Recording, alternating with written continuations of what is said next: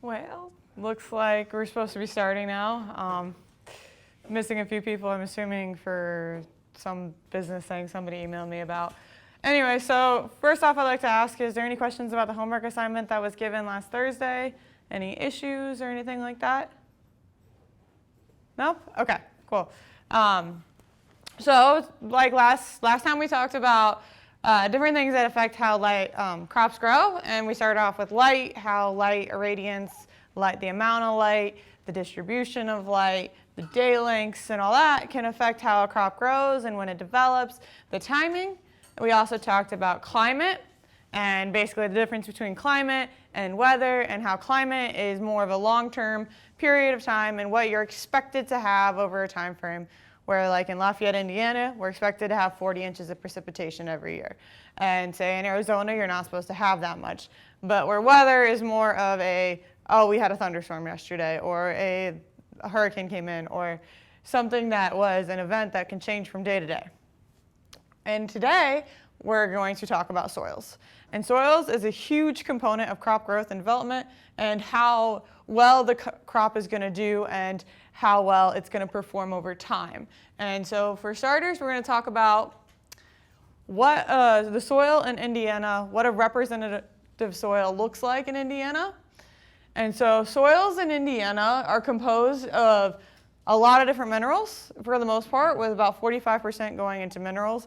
And this is a big component because minerals and the organic matter are components that basically allow crops to develop proteins and different cation exchange within the soil, and allow water uptake and things like that. So minerals, some big ones of those is like nitrogen and phosphorus and potassium. A lot of fertilizers you look at are NPK, the top three, basically one of three of the most important nutrients that you're going to get from that soil. And then you have a big portion that's going into air. Why does soils need air? Oxygen. So like there's a lot of plants actually need to be able to breathe. They respire as well. They need to be able to go through the respiration process. And then you have a lot of microorganisms and things. Hi. How's it going? And so you have a lot of oxygen within the soils for microorganisms to be able to develop and breathe as well. The plants need to breathe and go through respiration for growth. And then we have water. 20 to 30% of our soils are filled with water, which waters are necessary for photosynthesis to occur, for plants to develop, plants to be able to stay upright. A lot of their support comes through turgidity in the cells through water. And then 5% is this organic material. And some people say the organic material in the soils is one of the most important factors to the soil. And so something that's kind of interesting to see is if you go halfway through Indiana, there's like on the east side is more clayey, and it was from forest. And so you have these trees that stay there forever. And so it's not as decomposing as frequently, but when you get further west, it was more prairie lands. And then you get into the Corn Belt into Illinois and Iowa, where each year these grasses die and will decompose to the soil and really build up that organic matter. And I was reading recently that the root systems of like grasses are actually more dense than these trees, because these trees just have these really large root systems, where these grasses cover the entire ground and their roots are spread out through the entire system. So being able to build up that organic matter is really important for the next years to replenish that soil. Something to think about is, as you look at monocultures and things like that, if we're taking from the soil, and that's why we have to put fertilizers back in. So when we harvest, we're harvesting grain, we're harvesting that yield, and the plant is putting a lot into that grain and the seeds, and when we take it off, it's part of the soil system that we're not replenishing. Where if we just allowed natural growth of the grasslands to come, each year that grass dies, and everything it took from the ground is getting put back into it through organic matter, and these microorganisms are breaking this organic matter down into usable sources for the plant. And so then a lot of factors that build these soils. So basically, soil is a dynamic natural body composed of mineral, organic solids, gases, liquids, and living organisms, which serves for a medium of plant growth. That's the direct definition from a book of Nature and Properties of Soils. And so all these elements are really important in interaction and what they can do for plant growth and development. A lot of plant material is underground within the root system and the availability of the roots. And so soils play a large factor into what you can grow, where you can grow it, and when you can grow it. And so what is the function of the soil? What does it do to bring in, to allow for plants to develop in a good way? And so this is just looking for plant growth. So it does it in physical support. This roots, how can you get trees that are 100 feet tall? 100 feet tall. They have a massive root system underground. It allows for them to be stable in huge windstorms.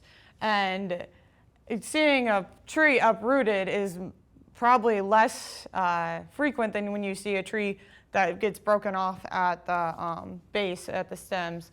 And then, so being able to have a large support system underground, and you don't really see a lot of trees growing in sandy soils. There's no support there. It's a loose ground. People don't like building houses in sandy soil sometimes because the soil is not a supportive structure.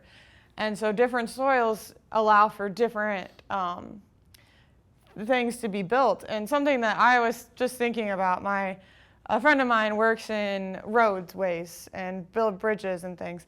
And one of the biggest things for that is you have to bring in the right soil types. You need to bring in the right structure for underground to be able to build the proper roadways that are safe and secure and sturdy.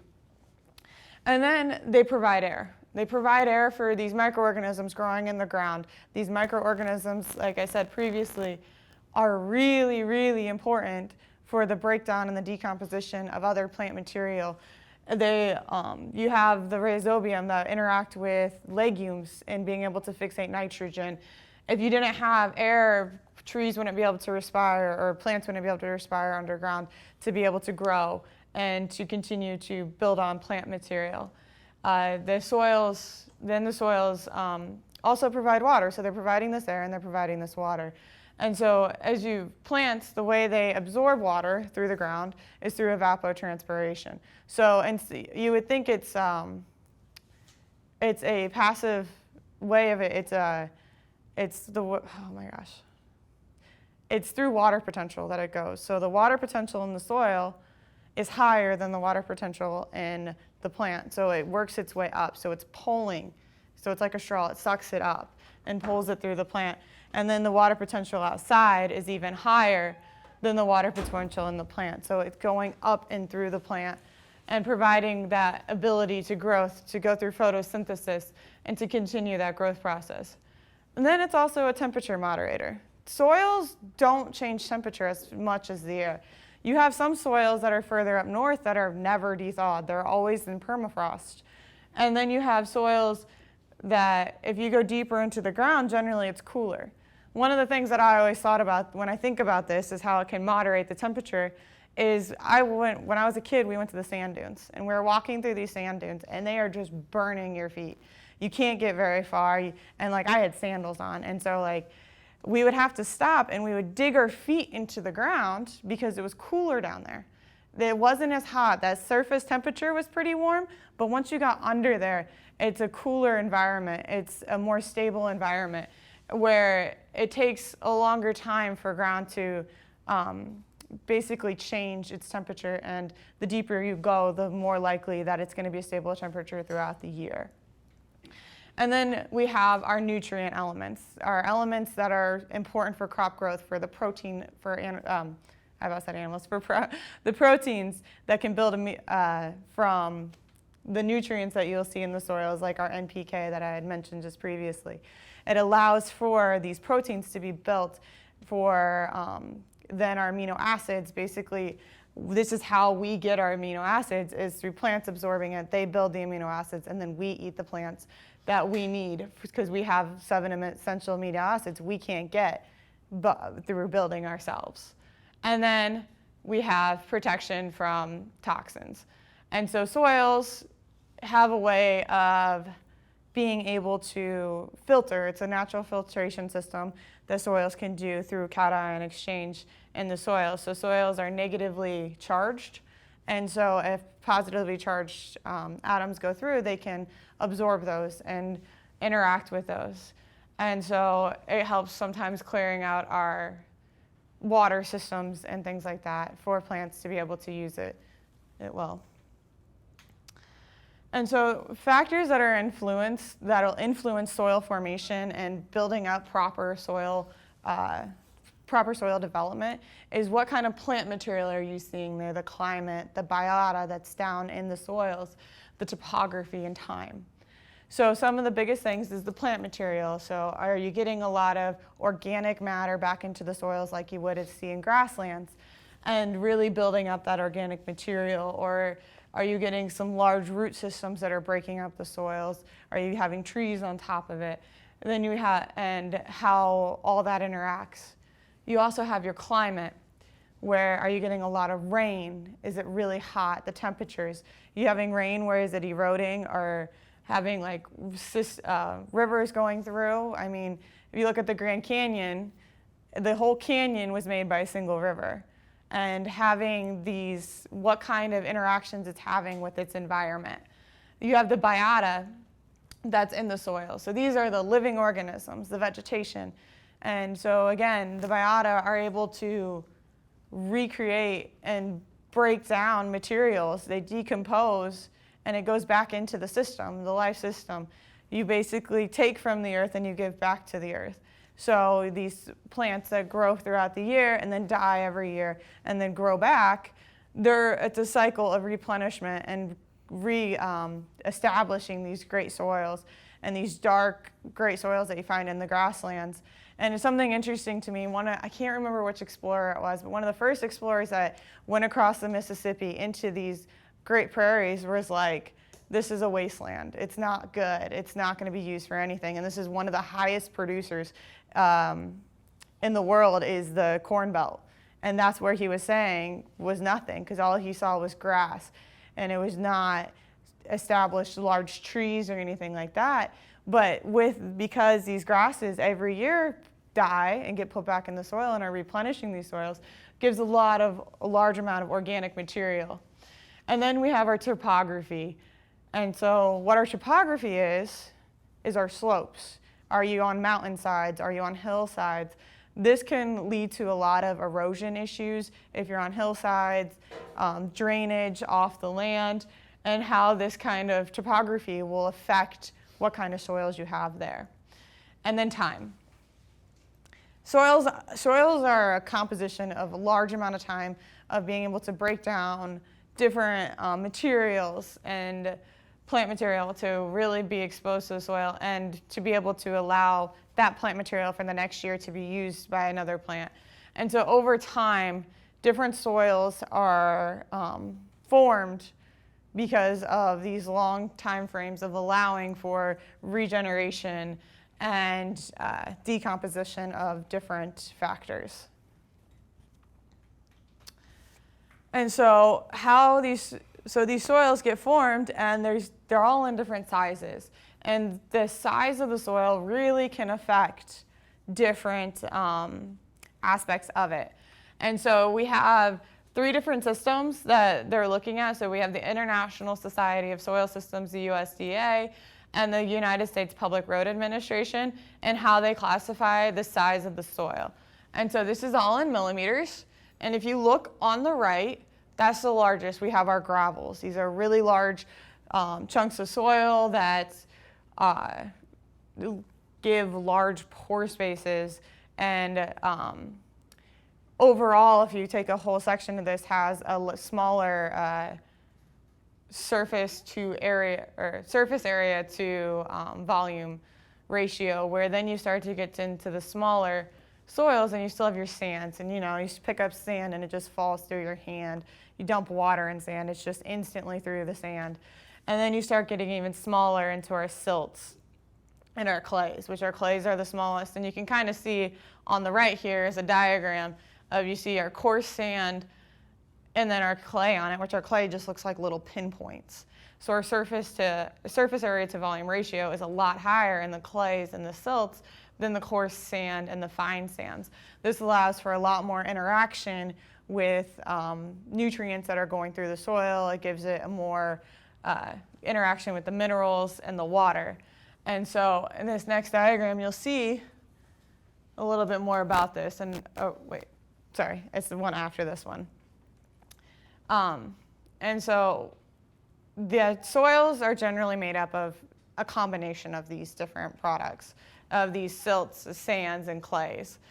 And so as you can see here, this is the soil texture diagram, and you really can tell people that are soil scientists can just pick up soil and kind of rub it through their hands and give you an idea of what it's made of. I'm not that good at it. I would not be able to do that. But you can see that there's different percentages of silts, sands throughout here. And if you look on this diagram, you see those little arrows that are pointing into that silt loam. And that's kind of with like 10% clay in it. And then you got the silt that's about 70% and about 20% sand. This is kind of a composition of Indiana soils. It's kind of an area of what you would see in Indiana. And it's a really, you don't want too much clay, you don't want just silt, and you don't want just sand. Each of these kind of brings in a good purpose to the soils and how well the soils are going to drain, how well the soils are holding these nutrients. And so as you're looking at this, we're in the silt loam area, and silt is a very good soil structure, and it's a little bit bigger than that clay that you're going to see, and then a little bit smaller than the sand, which ours is primarily made up of this silt. And then so how does these textures and these sizes really affect how water drains and what is going through? So the sand, you see these really large gaps throughout it. And like I said, you pour a pitcher of water on just all this sand, it drains very quickly. It doesn't hold on to a lot of the water.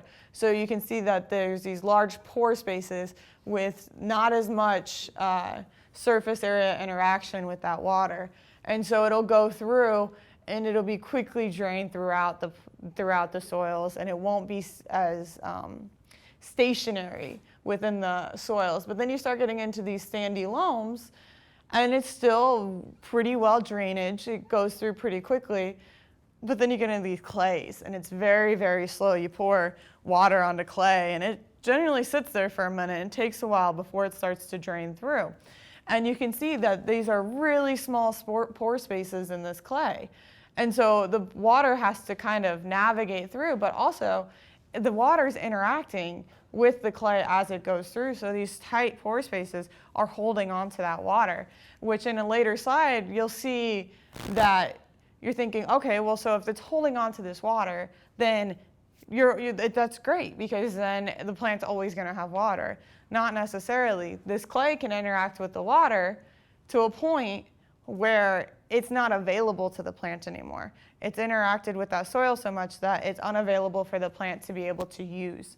And so you get these sandy loams that are still holding on to some water, but also there's a lot more that'll end up being available. And then you get to the point where you're at the sand, where it's just draining through very quickly. Gravitational pull is pulling that water down through the soil and into the water reservoirs underground.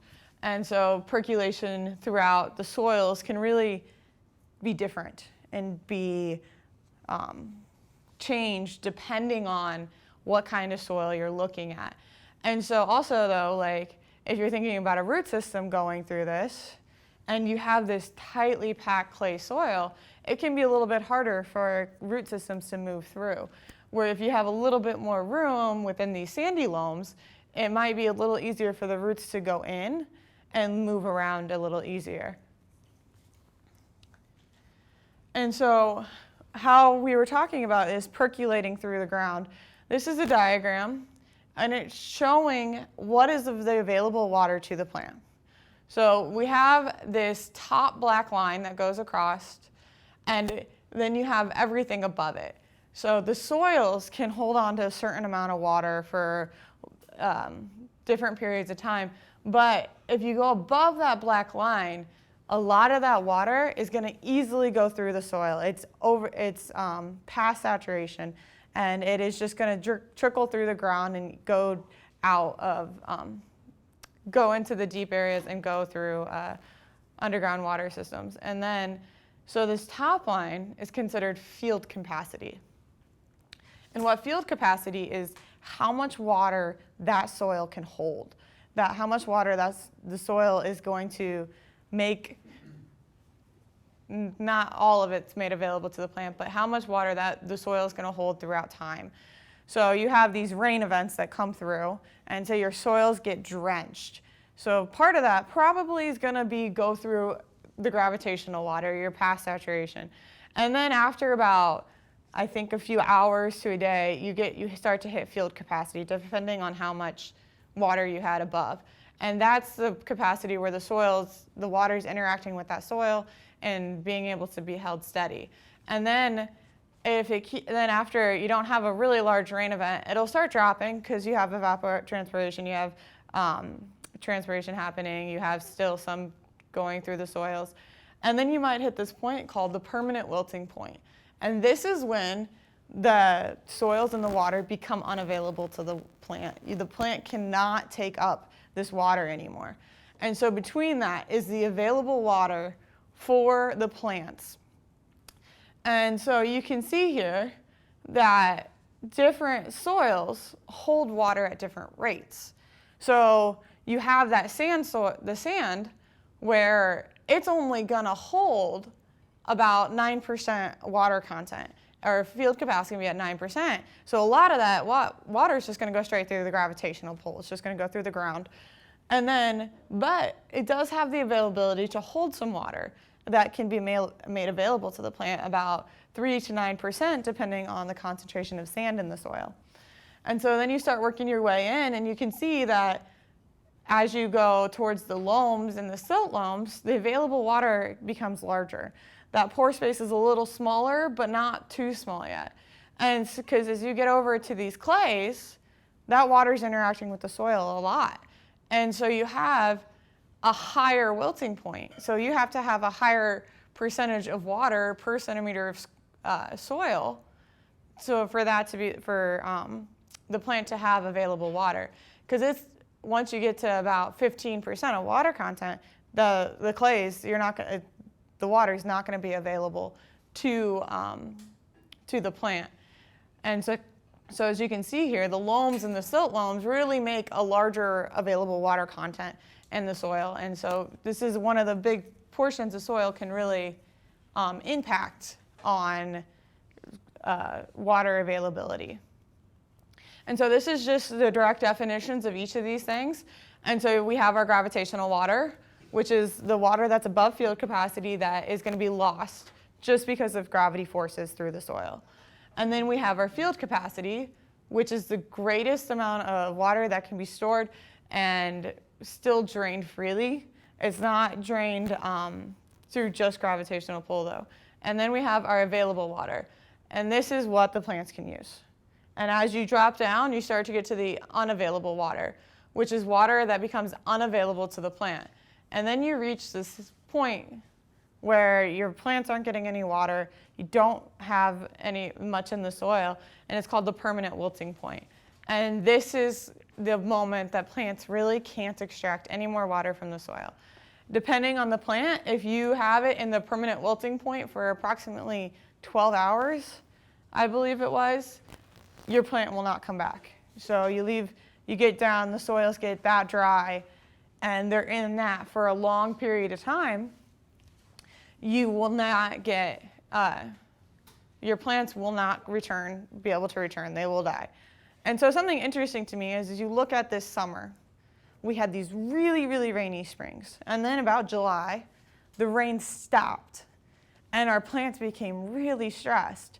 Like we didn't, I think it was about a month and a half before we even got another rainfall that was measurable.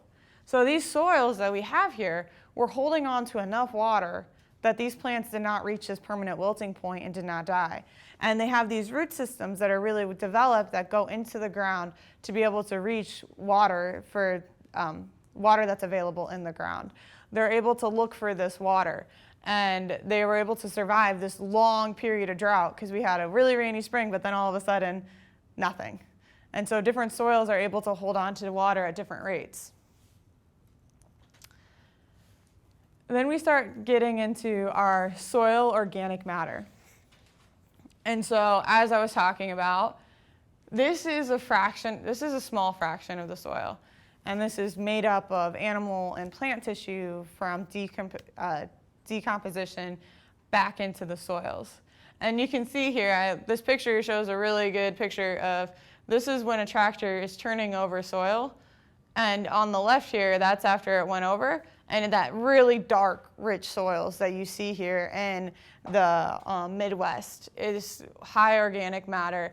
And from that regeneration process of these grasslands, where the grass dies and goes into the soils and allows for regeneration of these soils.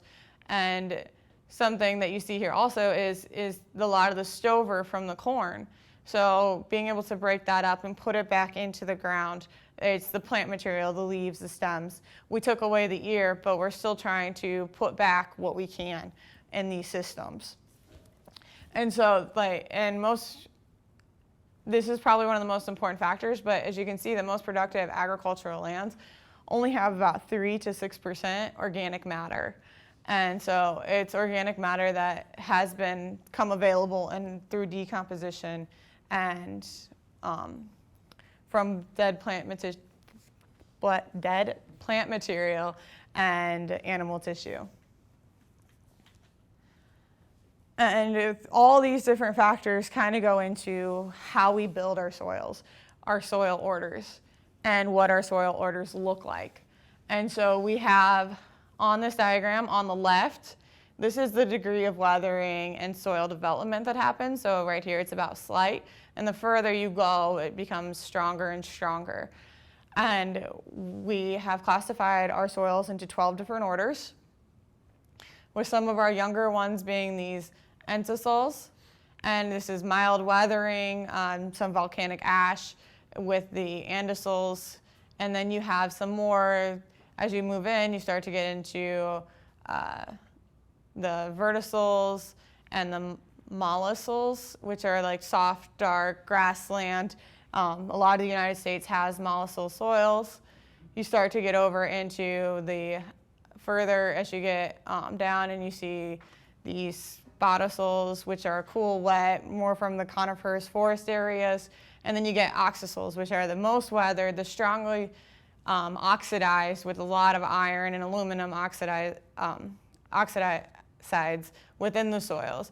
And something that I always think of with those is like those oranger materials and down in Florida, or not Florida, Georgia, where those orange soils you can see as they turn over.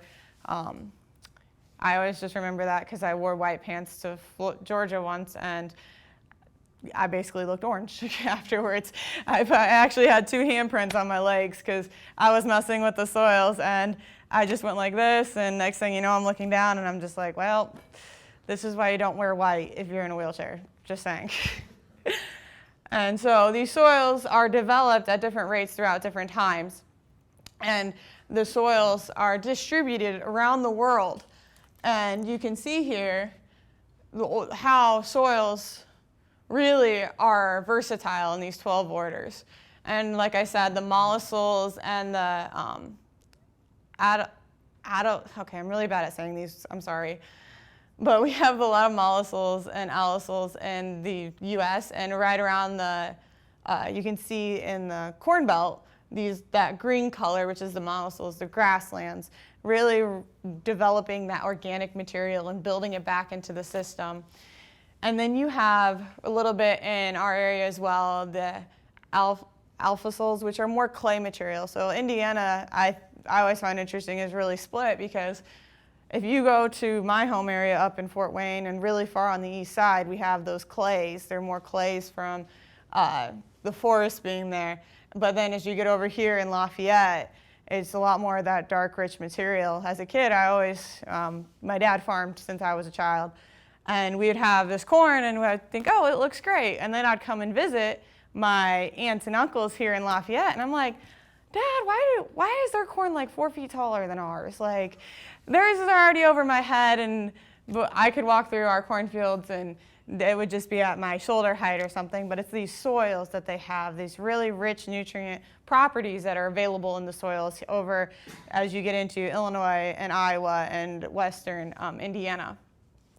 And then you have these other soils that, like you can see, are made up in, like, say, the Sahara Desert area over in Africa that are dry land, dry, lots of sands properties. And then the further north you go, you start getting into these gallisols.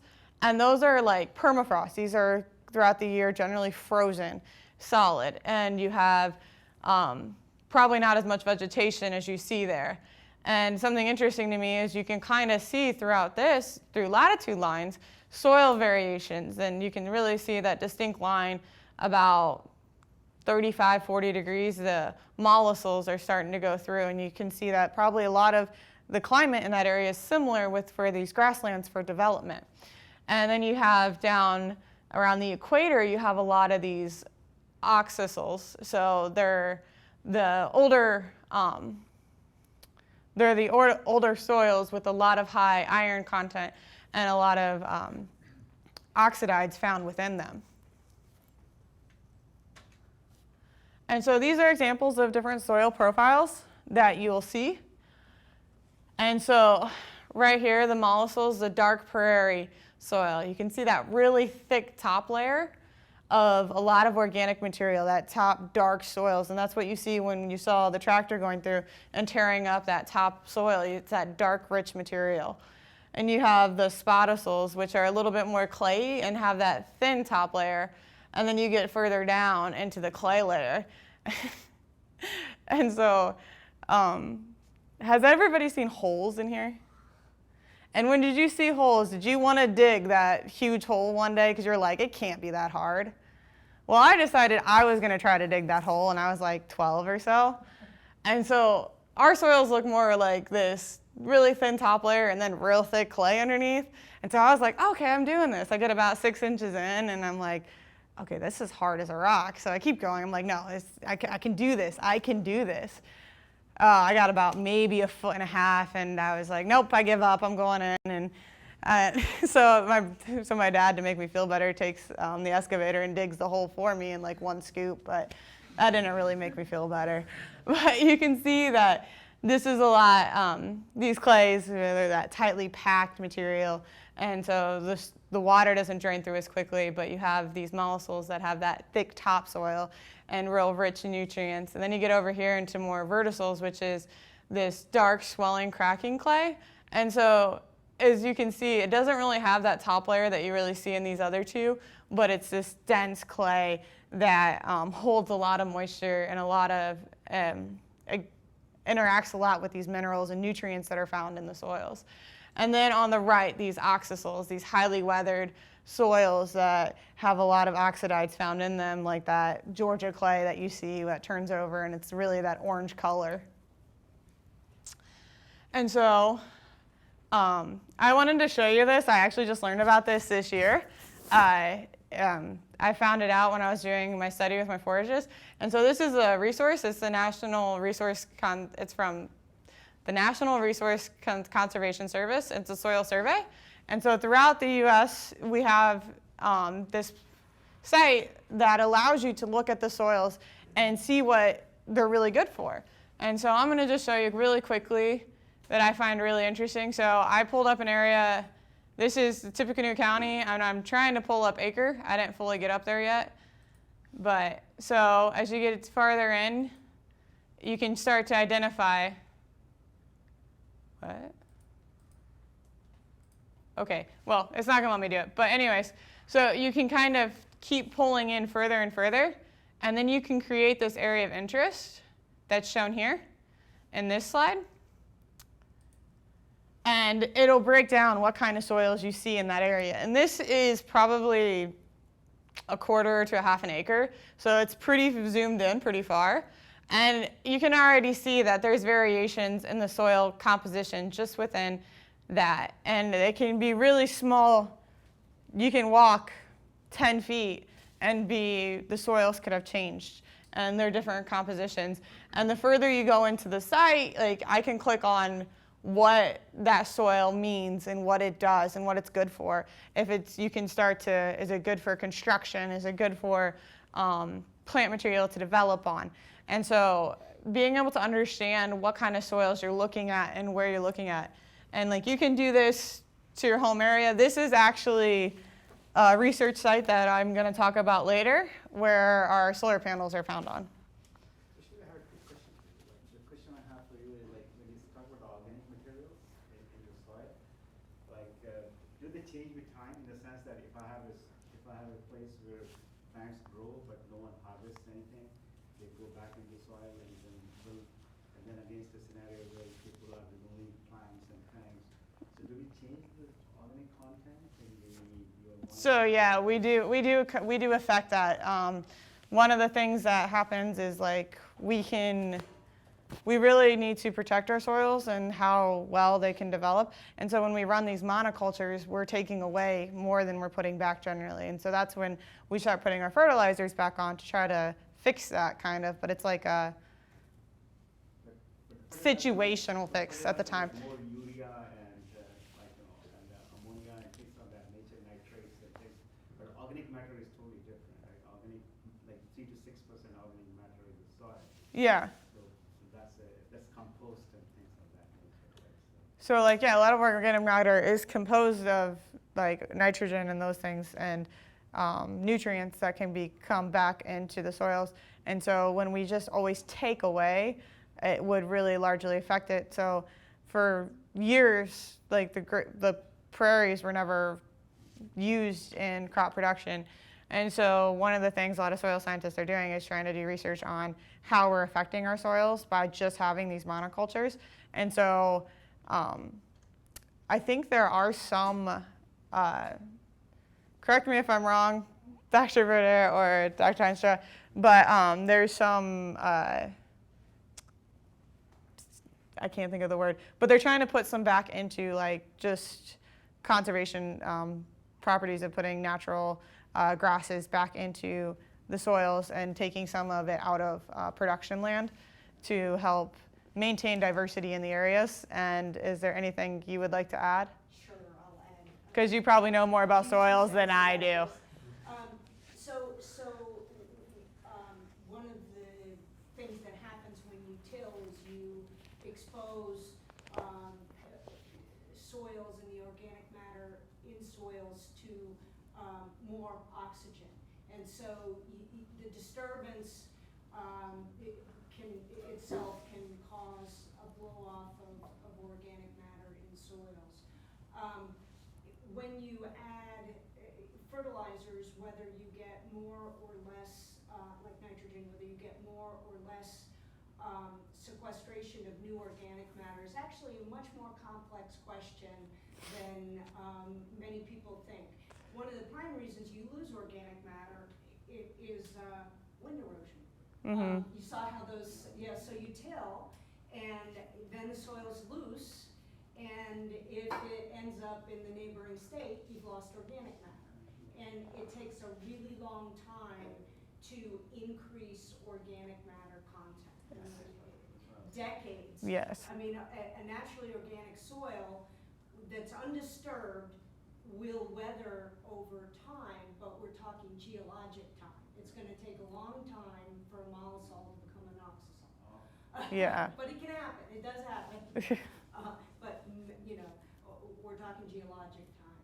So yeah, the management of organic matter is considered extremely desirable, soil organic matter, and incredibly difficult to figure out exactly what you're supposed to do. That really makes an impact. So, sorry, that's probably too long. But. Oh no, you're good. Drive up towards Michigan City through the country up by La Crosse and Wanata, and you'll see that used to be a large swamp. So those dark soils. Draining also, drainage. Yeah. Something like, I don't know, 80 years ago that they drained, maybe even more than that, that they drained I forget the name of that old swamp. Some of the drainage is relatively recent when they started intensively draining the mucks out there, and that's The responsible. Kankakee Yeah. River, when they finally were able to reduce the water table so that those soils were exposed.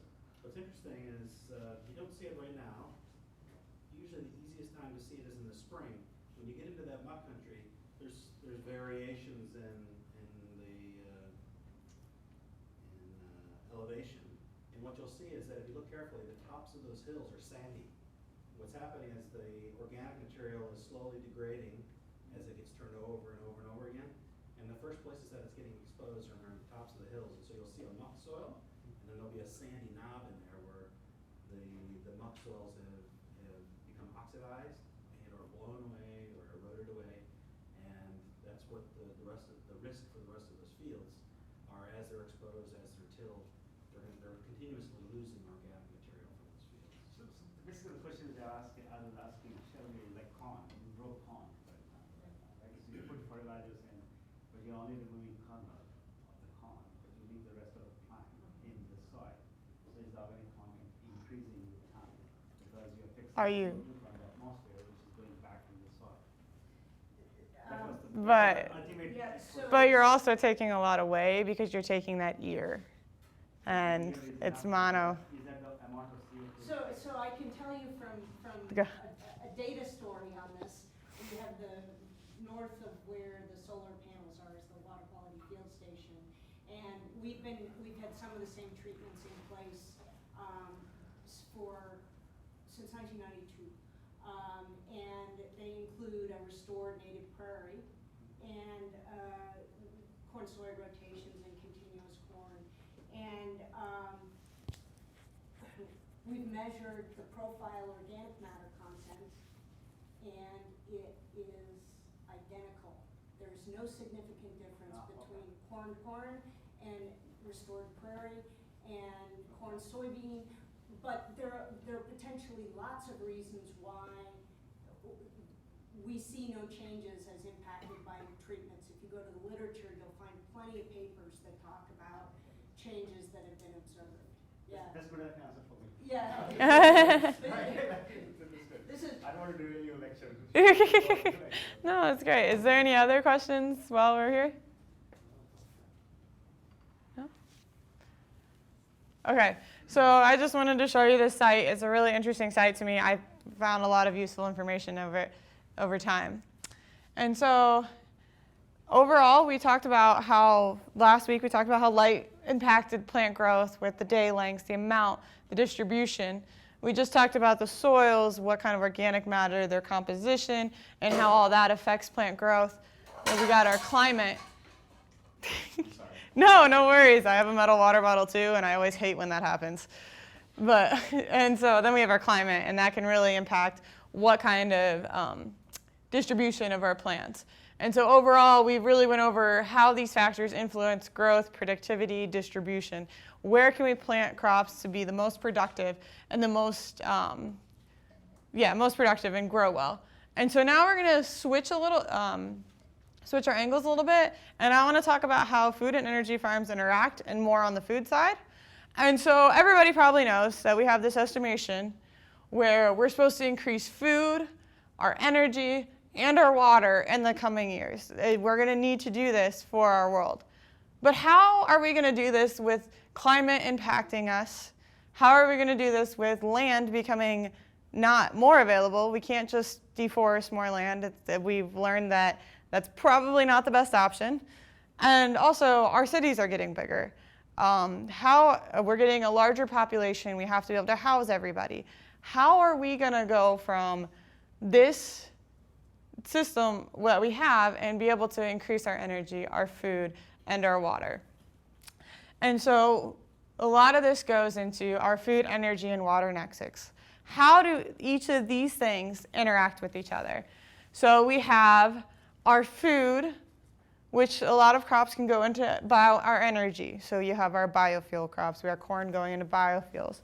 But we have a lot of energy also going into food production. We have tractors needing gas.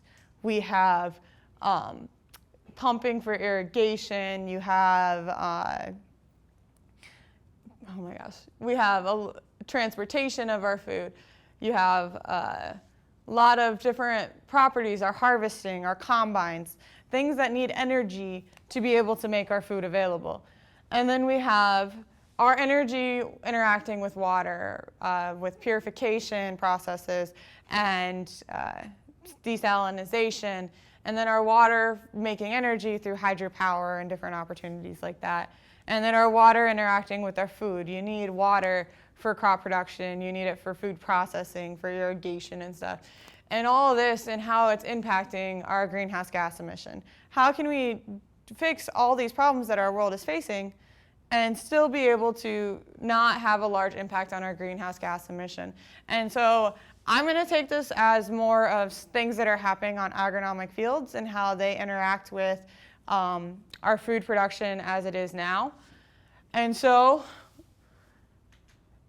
we have different interactions of sustainable systems on agronomic fields. So you've seen windmills from back in the day. You think of prairie lands, these farmers with these windmills here, and then you think of Holland with these large windmills. So they've been using windmills on agronomic fields for a long time. So these windmills generally are used for water pumping, to pump water out of the ground for water availability. And then also some of these other ones that are larger that you see in Holland are for grain processing, the mechanisms to be able to process and grain. But then you start seeing other windmills that have more recently come up. And you see a lot of these. You go up I-65, these windmill fields all across the area. And these are for more energy production and really being able to increase that energy opportunity with the land that we have available. And then we're trying to do this with solar panels as well. Being able to put solar panels on top of fields and still being able to produce food and being able to produce electricity at the same time. Our sun, I think Dr. Agarwal probably had mentioned this earlier in the class, our sun is one of the amount of sunlight you get in a day has enough energy that it could reach all the energy needs of the world for a year, I believe is how it was said. But what kind of impacts do these things have on our agronomic fields? What is this doing to our fields? And so, oh, I forgot I added this slide, sorry, I added it this morning.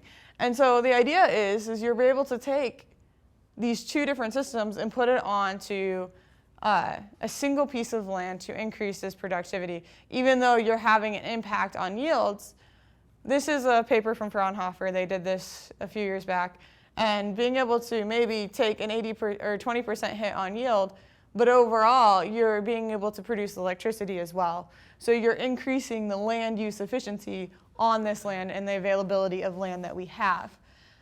But what ways do these systems affect crop production? So I just want to take a minute, you guys can split off into a couple of groups, and I want you to try to think about how windmills on this can affect land and how solar panels on top of the land can affect crop production underneath with all the different things we've talked about, like just what kind of solar radiance you're getting, what kind of climates are you seeing, what kind of microclimates may be seeing, etc.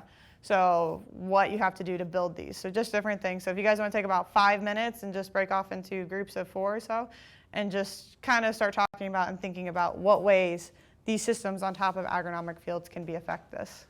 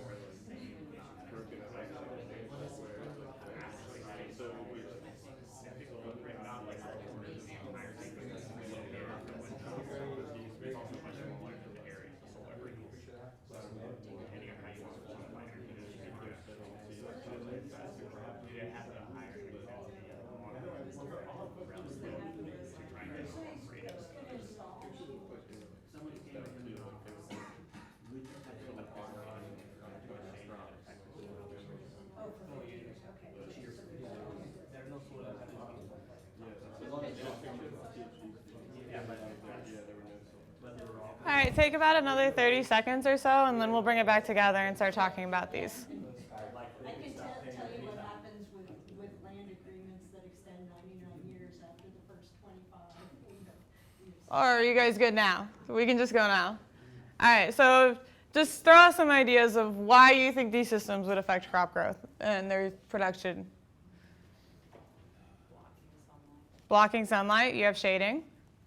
Whenever you're constructing these systems, that time and that spacing used to construct them takes a lot out of the agricultural production itself. So taking out of agriculture production just by having to construct them in general.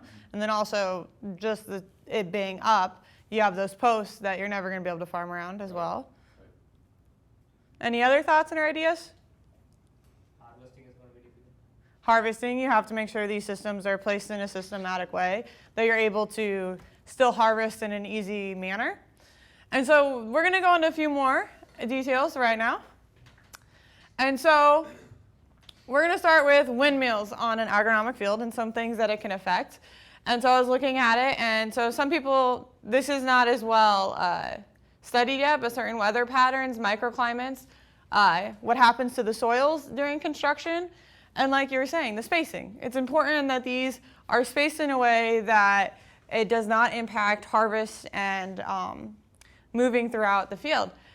So my brother, he worked on a windmill farm when we were back in high school. And he was talking to me, I don't know how true it is because he heard it down the grapevine, but there was this area in Ohio, the county did not want these windmills put up because they just thought they were ugly. But they got lost the battle and stuff, so this farmer was like, all right, you can put these windmills up on my farm.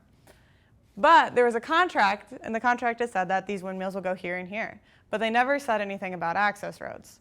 And so every night the farmer would go and plow up the access roads until the company came back through and said, okay, fine, we'll pay you more so that we can have these access roads and you will not come through and plow them up every day.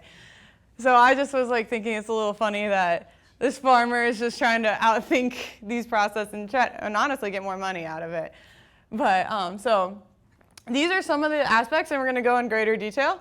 And some of these are also affecting what happens with solar panels. And so we have these solar panels as well, and some of these things that need to be considered are shade, mechanization with the spacing, water distribution, and compaction. And so these kind of intercorrelate with each other. And so as you can see, you need the spacing to be proper for combines to go underneath. You need this to be able to still be an easy mechanized system to be able to go under. And so the first thing we're going to start talking about is how shade influences this. And this is really focusing on photovoltaics, so when you have solar panels over top these fields. And this is a diagram we saw earlier. And so you can see crop growth rate is directly linearly related to solar irradiance. So if you start shading these plants, it can have an effect. But you also got to think about how big are these solar panels? What is the size of them? How thick is the shade? And so if you change the arrangement, the shading can be differently affected. And also, you think about, maybe there's some other, how do you get around this? How do you get around some of these shade factors that maybe we're just looking at the plant side, not the actual solar panel side. So if you're trying to put solar panels above it, maybe you would want to grow a shade-tolerant crop, more of something that would produce better in shade. And so some of these things are like blackberries, strawberries, grapes even. If they get too much sunlight, they kind of get a scald on their leaves and they start to brown and they're not as productive. Another one that they like to talk about is lettuce. So plants have a mechanism that if they get shaded too much, they start to look for light. And so sometimes when they look for light, they put on more leaf area. And so lettuce, you're looking for the leaves. Maybe a little bit of shading will help with that biomass production in the lettuce for them to find that light because they're looking for that. And something that was mentioned in a review article that I was just reading this weekend, some things like blackberries and blueberries somewhat, but not as well known about that, is with some shading, it elongates their production period where they're picking them and you're able to get produce off of them. How about tomatoes? Tomato falls in this category? Temperature? No, tomatoes. Is shade tolerant. Our tomatoes Tomatoes. Oh, sorry. No, they're not. Yes, they like that sun. And so we have this shade that can impact on productivity depending on what kind of crop you're looking at. And so then we have impacts with mechanization. This is a picture that's actually taken at the solar panel field here at Purdue. But you need to have these panels or these structures, windmills included, at a spacing that it makes it available for farm equipment to go through. Row spacing would be important for planting and harvesting. And also you've got to make sure you're not about to hit it. You don't want these things too close, or else you could have an issue with people being afraid they're going to always hit the panels when they go through. So being able to use our mechanization to be able to go through and harvest these plants. Nobody wants to go hand-pick corn anymore. And this can impact on the arrangement and the size of the panel systems that you have. And then we look at the microclimate. So I found this graph from an article, and it's showing how solar panels and wind turbines have different effects on crops and the microclimate that they're seen in. And so, as you can see at the top, before the panels, it's showing kind of where you would normally see the microclimate. It would be very stable. It would be warmer below during the daytime and a little cooler up high. But as you go past the panels, it gets a little bit more disturbed, and they start to mix so that it's a little less warm at lower levels, and it's a little less cool. And then at night, it does the same thing, but generally warmer air is higher in the atmosphere as it goes. It rises up. But you can see that this microclimate is having an effect on evapotranspiration. And so evapotranspiration is how fast the water is going through the plant and coming out of the leaves. So during the day, it's actually decreasing evapotranspiration behind the windmills. But at night, the evapotranspiration is increasing because you're getting this less cool weather below in this microclimate lower to the ground, because some of the warm air is starting to mix in more with the cooler temperatures below. So evapotranspiration is increasing, but during the day, you're having the cool weathers from above mixing lower with the lower environment, and it's decreasing the temperatures a little bit, leaving less warm, so evapotranspiration is decreasing. And so it's having an effect on how fast water is moving through the plant. Also, something that was interesting to note, this disturbance in the atmosphere is mixing around also the molecules you see in the atmosphere. And, sorry, I was reading a paper that had mentioned that they had seen a 1% increase in yields behind these panels, not the panels, the windmills, because it's mixing the CO2 more in the air, giving a higher contact of CO2 to the plants behind them. It's still being studied more, but it was an interesting note that these windmills are causing. And then on the right, you see the solar panels, and you talked about how light is not going through. So you see the solar irradiance and so SI, solar irradiance, SR, solar reflectance is going off.